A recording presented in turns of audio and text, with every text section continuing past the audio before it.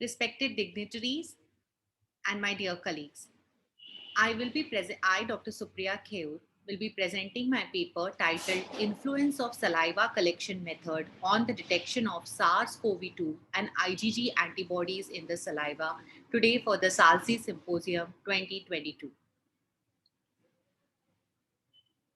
Rapid and accurate diagnosis of coronavirus disease 2019 COVID-19 is of paramount importance as a central controlling measure of the outbreak in healthcare centers and community.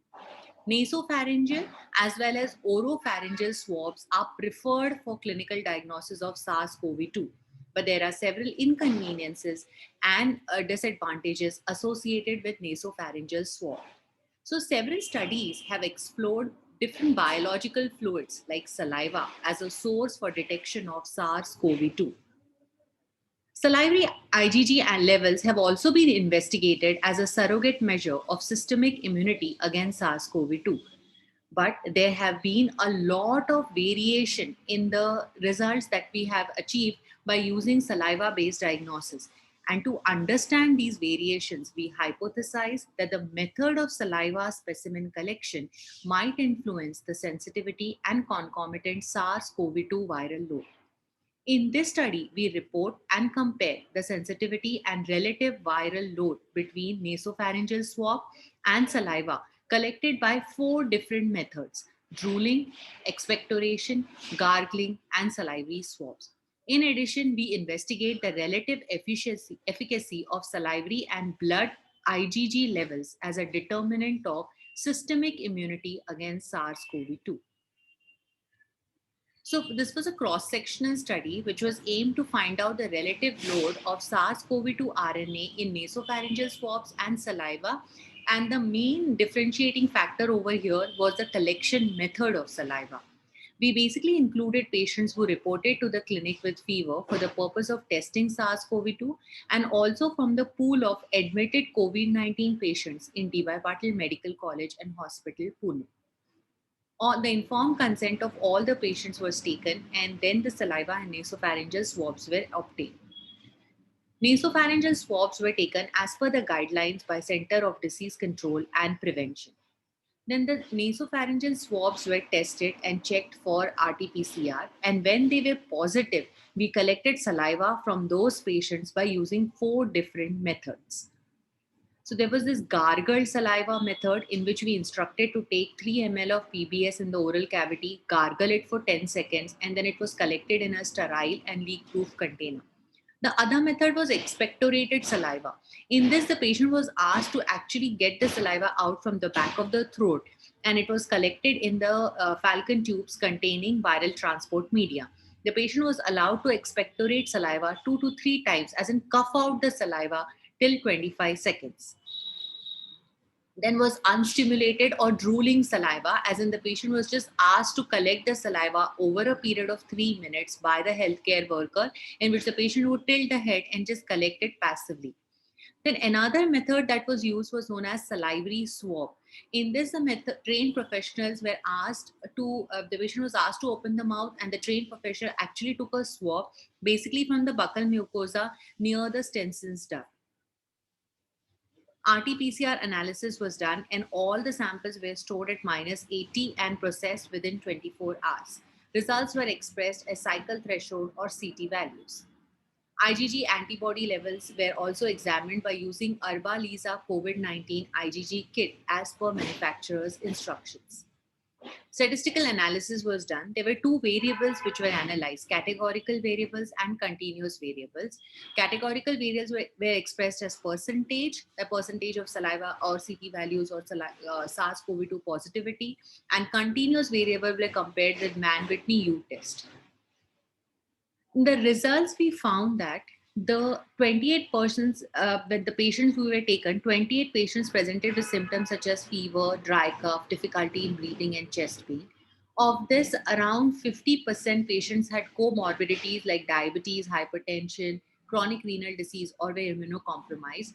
24 patients had no comorbidity, and 28 patients were hospitalized, of which 6 were intubated.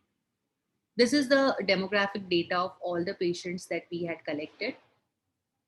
And now, when we see the influence of saliva collection method on SARS-CoV-2 diagnosis outcome, the patients who gave expectorated saliva showed a higher positivity.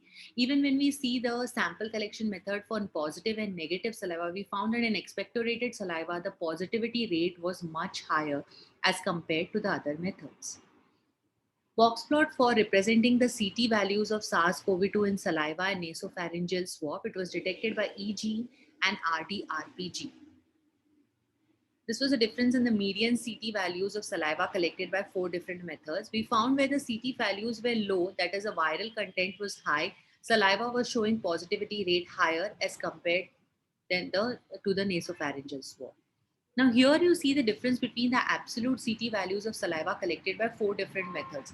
When the saliva was collected by gargled, drooled, or in salivary swab, then higher CT values, where that means viral load is more, it was easier to detect. But if the CT values are if the CT values are lower, that is the viral load is high, you can detect viruses using this gargled or drooled or salivary swabs. But when the expectorated saliva was detecting virus, even when the CT value was very high or the viral load was low.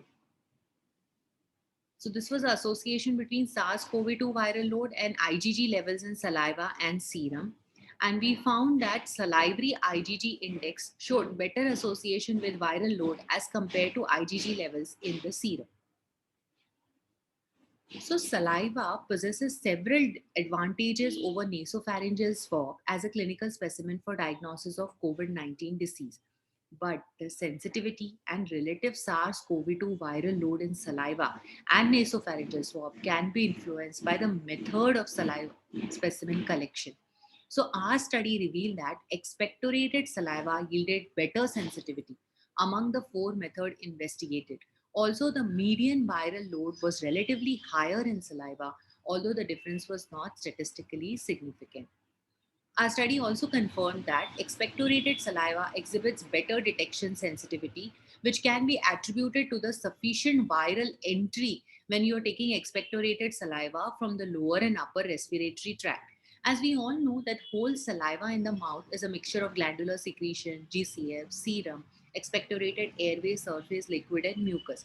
So when drooling or gargled saliva is taken, the viral load gets diluted. So as per a statistical evaluation of the median CT value, it can be explained based on the fact that difference of median values were higher in gargled saliva. So if the viral load is higher, salivary detection of virus is possible using all the 3 methods.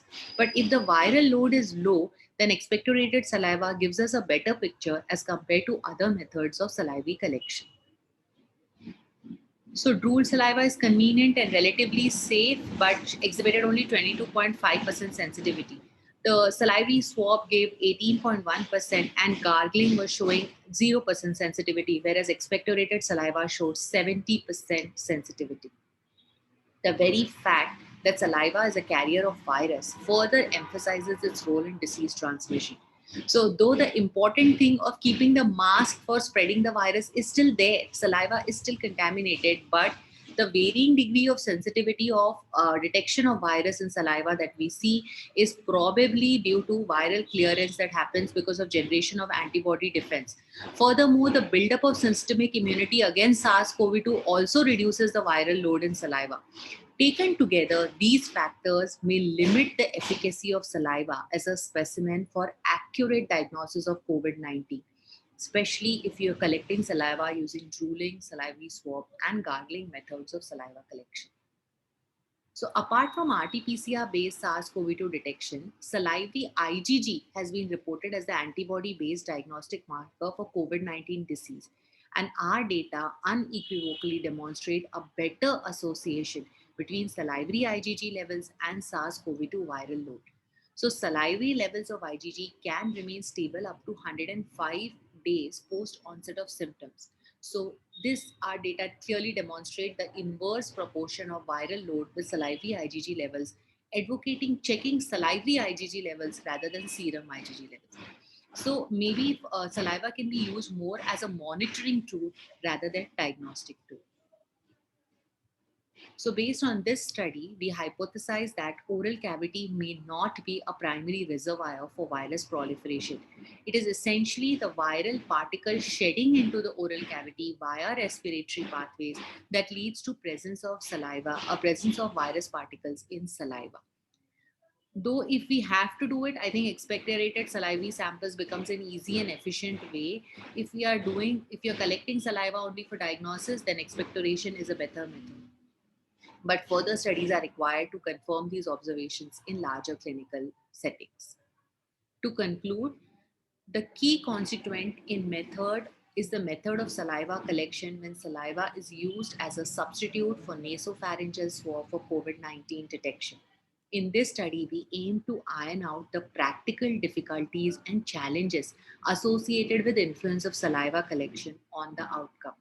Here we report that expectorated salivary collection method yields better sensitivity as compared to other collection methods. Our study further showed that salivary IgG levels would be a better biomarker. So saliva could be used for monitoring rather than diagnosis and correlating it with viral load. Thank you.